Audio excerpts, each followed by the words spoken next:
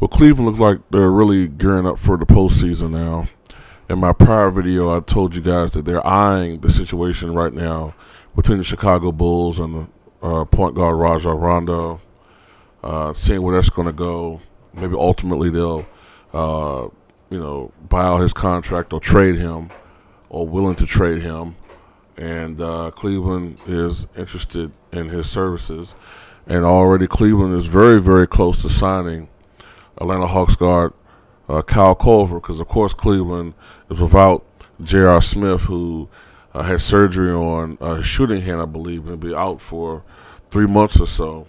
In my opinion, this is a upgrade from J.R. Smith, because J.R. Smith is a fine shooter and probably a better overall player, just a little bit, than Kyle Korver.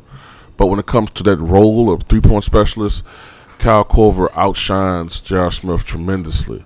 Now, don't get me wrong, Smith is a fine shooter. I saw his numbers earlier. He's shooting about 42% for his career, 37.5% from beyond the arc, and about 73% from the foul line, which are all great numbers. But J.R. Smith can be a bit of an idiot.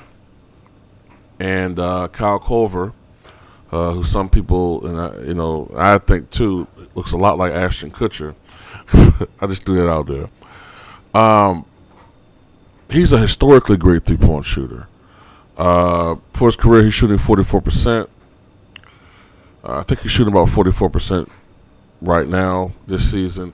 This year, he's shooting 40% from beyond the arc, which is slightly down from his career numbers.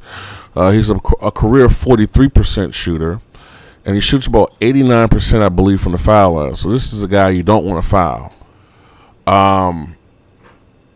3 times he's led the NBA in three-point accuracy. In 2009, 2010, Korver, I think, then with the Utah Jazz, shot 53.6% from beyond the arc, which is the NBA record.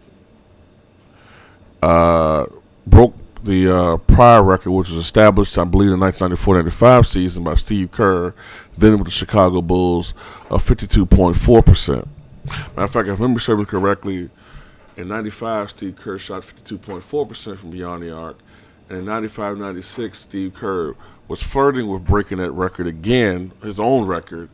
But I remember he cooled off toward the end of the season, and he shot 51.5%, I think, from beyond the arc. As a matter of fact, I think Tim Legler ended up beating him marginally, because for the whole season, Steve Kerr was leading the NBA in three-point shooting that year. But then he had a cold spell toward the end, and Tim Legler heated up slightly. I think Tim Legler finished number one in three-point accuracy, 52%, just marginally below Steve Kerr, 52.4%. But anyway, back to Kyle Korver. Also, Kyle Korver once had the record for most three-pointers made consecutively per game. I think it was 127 or something before Stephen Curry broke that record himself.